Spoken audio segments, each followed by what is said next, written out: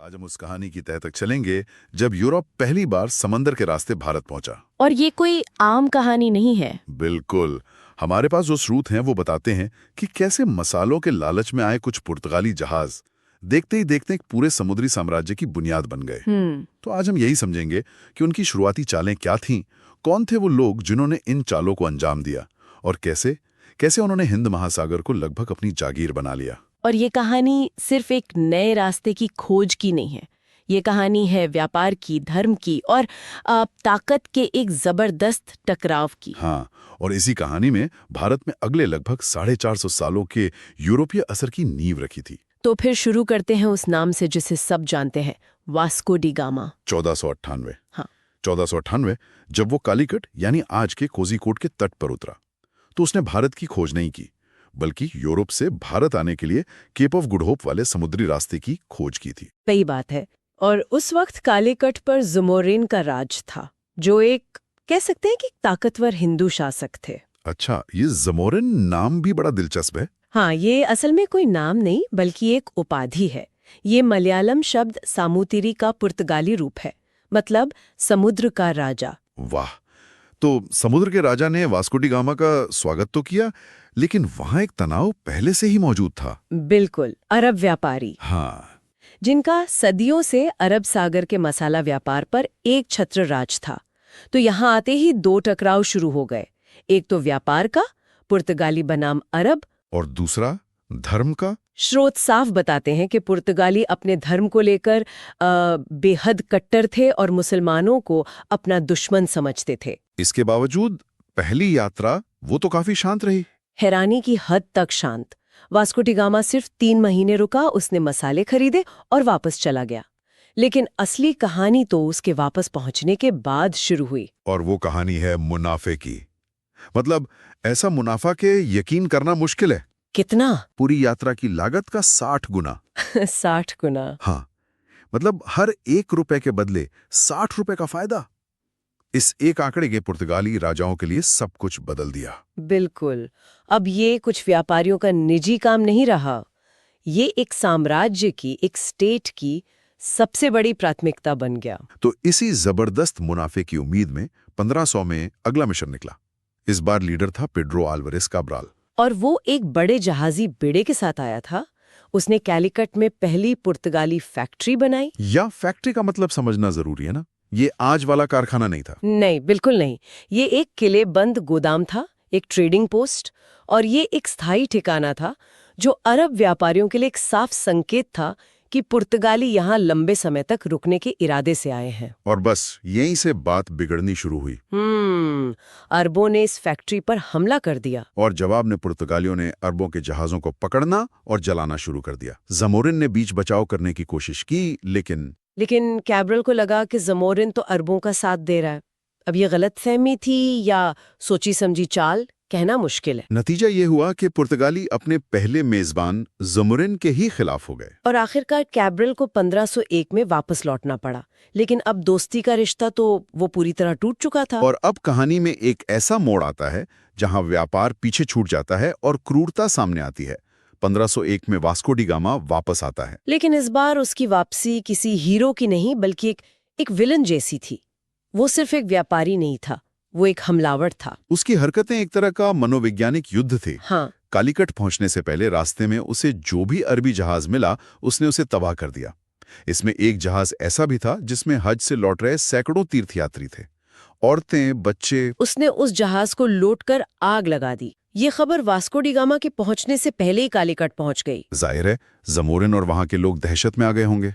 और ज़मोरिन के सामने वास्को डी गामा ने एक ऐसी शर्त रखी जो पूरी करना नामुमकिन था। अपने राज्य से सारे मुसलमानों को निकाल दो। ये तो हो ही नहीं सकता था।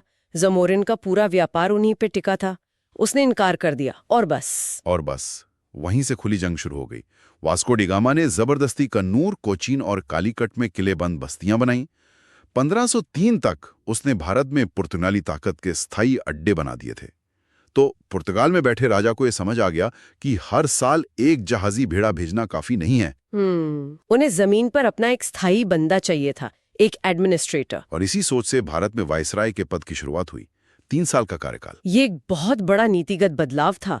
अब वो सिर्फ व्यापार नहीं बल्कि शासन करने की तैयारी कर रहे थे। और पहले वाइसराय बनकर आए फ्रांसिस्को डी अल्मेडा 1505 में। अल्मीडा का मिशन बिल्कुल साफ था, हिंद महासागर को पुर्तगालियों का, उनका स्विमिंग पूल बना दो। हाँ, और मुस्लिम व्यापार को पूरी तरह खत्म कर दो। इसके लिए उसने एक सिस्टम शुरू किया जिसे ब्लू वाटर पॉलिसी या कार्टास सिस्टम कहते हैं। ये क्या था कार्टास सिस्टम? पॉलिसी बड़ी सीधी थी लेकिन थी बहुत शातिर। इसके मुताबिक हिंद महासागर में व्यापार करने वाले किसी भी जहाज को पुर्तगालियों से एक परमिट यानी एक कार्टास खरीदना होगा। एक मिनट, अगर परमिट नहीं है तो आपके जहाज को या तो लूट लिया जाएगा या डुबो दिया जाएगा। ये तो सीधी सीधी दादागिरी है। समंदर पर गुंडा टैक्स। बिल्कुल यही था। ये सिर्फ व्यापार नहीं था, ये पूरे समंदर पर अपनी हुकूमत का दावा था। लेकिन क्या उनके पास इतनी ताकत थी कि वो पूरे हिंद महासागर को कंट्रोल कर सकें? हर जगह नहीं, लेकिन उन्होंने प्रमुख समुद्री रास्तों पर चोक पॉइंट्स पर ध्यान लगाया और डर का माहौल बनाया। उनके जहाज बेहतर थे, उन पर तोपें थी जो उस वक्त भारतीय जहाजों पर नहीं होती थी। जाहिर है इस दादागिरी से हर कोई नाराज हुआ होगा।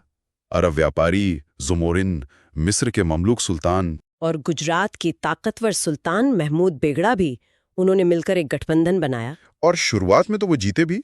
1507 में उन्होंने पुर्तगालियों को हराया। उस लड़ाई में अल्मेडा का अपना बेटा मारा गया। लेकिन अल्मेडा अगले ही साल 1508 में 2 गुने गुस्से और ताकत से लौटा और उसने मिस्र और गुजरात के मिले-जुले बेड़े को बुरी तरह हरा दिया। ये जीत हिंद महासागर में पुर्तगाली नौसेना की बादशाहत का ऐलान थी। तो अल्मेडा ने समुद्र पर अपनी बादशाहत कायम कर ली। लेकिन सवाल ये था कि क्या सिर्फ समंदर पर कब्जा करना काफी है? जमीन पर पकड़ के बिना ये कब तक चलेगा? इसी सवाल का जवाब लेकर अगला वाइसरॉय आया, अफोंसो डी अल्बुकर्क, और कई इतिहासकार उसे ही पूर्व में पुर्तगाली साम्राज्य का असली संस्थापक मानते हैं। उसकी सोच अलग थी। बहुत अलग। अल्बुकर्क ने कहा कि सिर्फ नौसेना के दम पर बनाया गया दबदबा ज्यादा दिन नहीं चलेगा। अगर सच में इस इलाके पर राज करना है तो हमें जमीन पर मजबूत किले और ठिकाने बनाने होंगे, हमें जमीन पर कब्जा करना होगा। और इस रणनीति के लिए उसकी पहली नजर पड़ी गोवा पर। गोवा पर। उसने गोवा का रणनीतिक महत्व समझा।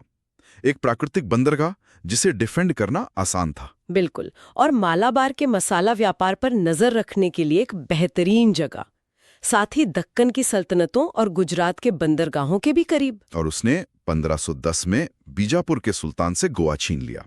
ये एक ऐतिहासिक घटना थी। हाँ, कहा जाता है कि सिकंदर के बाद ये पहली बार था जब किसी यूरोपीय ताकत ने भारतीय जमीन पर कब्जा किया था। गोवा में अल्बुकर्क ने सिर्फ कब्जा ही नहीं किया, उसने वहां बड़े बदलाव भी किए, जैसे सती प्रथा पर रोक लगा दी। हाँ, और पुर्तगाली पुरुषों को स्थानीय भारतीय महिलाओं से शादी करने के लिए प्रोत्साहित किया। ये सिर्फ सामाजिक सुधार नहीं थे। नहीं, इसके पीछे गहरी चाल थी। बिल्कुल, उसे एक ऐसी आबादी बनानी थी जो पुर्तगाल के प्रति वफादार हो। एक मिनी पुर्तगाल बनाना था, एक ऐसी कैथोलिक आबादी जो हजारों मील दूर अपने दम पर पुर्तगाली सत्ता को संभाले रख सके। और उसकी नजर सिर्फ गोवा पर नहीं थी। नहीं, उसकी रणनीति तो पूरे हिंद महासागर को एक किले में बदलने की थी। उसने हॉर्मुस पर कब्जा किया, जो फारस की खाड़ी का एंट्री गेट था। हाँ, फिर मलक्का पर, जो हाँ। दक्षिण चीन सागर का दरवाजा था। और सुकोट्रा द्वीप पर, जहां से लाल सागर का रास्ता कंट्रोल होता था। मतलब उसने हर अहम समुद्री रास्ते पर एक ताला लगा दिया और चाबी अपनी जेब में रख ली। अल्बुकर्क के बाद कहानी आगे बढ़ती है तीसरे अहम वायसरॉय के साथ, नीनो दा कुन्हा, जो 1529 में आया। उसने आते ही 1530 में एक बड़ा फैसला लिया। क्या? पुर्तगाली राजधानी को कोचीन से गोवा ले आया। इससे गोवा का महत्व और भी ज्यादा बढ़ गया। और उसने पुर्तगाली असर को भारत के पूर्वी तट पर भी फैलाया। बंगाल के हुगली में अपना हेडक्वार्टर बनाया। हाँ, लेकिन उसका कार्यकाल सबसे ज्यादा जाना जाता है गुजरात के सुल्तान बहादुर शाह के साथ उसके दांवपेच के लिए। ये किस्सा किसी पॉलिटिकल थ्रिलर फिल्म जैसा है। सच में। एक तरफ दिल्ली में मुगल बादशाह हुमायूं, दूसरी तरफ समंदर में पुर्तगाली, और इन दो पार्टों के बीच में फंस गया था गुजरात का सुल्तान बहादुर शाह। उसे हुमायूं से अपनी सल्तनत बचाने का डर था। उसे एक ताकतवर साथी की जरूरत थी। और वो साथी उसे पुर्तगालियों में दिखा। उसने पुर्तगालियों के साथ बसाई की संधि की। इस संधि में यह था कि बहादुर शाह ने पुर्तगालियों को बसाई का द्वीप और दीव में फैक्ट्री बनाने की जगह दे दी। और बदले में पुर्तगालियों ने वादा किया कि अगर मुगल हमला करते हैं तो वे अपनी नौसेना के साथ बहादुर शाह की मदद करेंगे। लेकिन राजनीति में हालात बहुत तेजी से बदलते हैं। बिल्कुल। हुमायूं का ध्यान कहीं और बट गया। गुजरात पर से मुगलों का खतरा टल गया। अचानक बहादुर शाह को लगा कि उसे अब पुर्तगालियों की कोई जरूरत नहीं है। उसे संधि करने पर पछतावा होने लगा। उसमें संधि की शर्तों पर दोबारा बातचीत करने की कोशिश की। नीनो दा कुन्हा ने उसे बातचीत के लिए 1537 में एक पुर्तगाली जहाज पर बुलाया। हाँ, और आज तक कोई नहीं जानता कि उस दिन असल में क्या हुआ था। बस इतना बताया कि गुजरात का सुल्तान जहाज पर गया और फिर कभी जिंदा वापस नहीं आया। कहा जाता है कि कुछ हाथापाई हुई और उसे समंदर में फेंक दिया गया, जहां वो डूब गया। पुर्तगालियों के लिए इससे बेहतर अंत और क्या हो सकता था? द्वीप पर उनका कब्जा मजबूत हो गया। तो मतलब महज 40 साल के अंदर हम मसालों की तलाश में आए एक जहाज से एक पूरे समुद्री साम्राज्य तक पहुंच गए। ये कहानी है जबरदस्त मुनाफे की, तेज तर्रार रणनीति की और बेइंतहा क्रूरता की। हाँ, ये कहानी एक बहुत जरूरी बात पर रोशनी डालती है। कैसे व्यापार के इरादे से आई एक ताकत बहुत जल्दी राजनीतिक और जमीनी लालच में बदल गई। और इस लालच को पूरा करने के लिए उनके पास बेहतर समुद्री तकनीक थी, तोपों की ताकत थी। इन पहले 3 वाइसरायों अल्मेडा, एल्बुकर्क और कुन्हा ने जो बुनियाद रखी, उसी पर भारत में यूरोपीय साम्राज्यवाद की अगली कई सदियों की कहानी लिखी जानी थी। ये स्रोत हमें वाइसराय, उनकी बड़ी बड़ी रणनीतियां और लड़ाइयों के बारे में तो बताते हैं, लेकिन सोचने वाली बात यह है कि उस दौर में कालीकट, गोवा या दीव में रहने वाले एक आम इंसान के लिए इसका क्या मतलब रहा होगा। एक विदेशी ताकत के इस अचानक और हिंसक दखल ने उसकी रोजमर्रा की जिंदगी, उसके काम धंधे और उसकी संस्कृति को कैसे और कितना बदल कर रख दिया होगा। आज हम उस कहानी की तह तक चलेंगे जब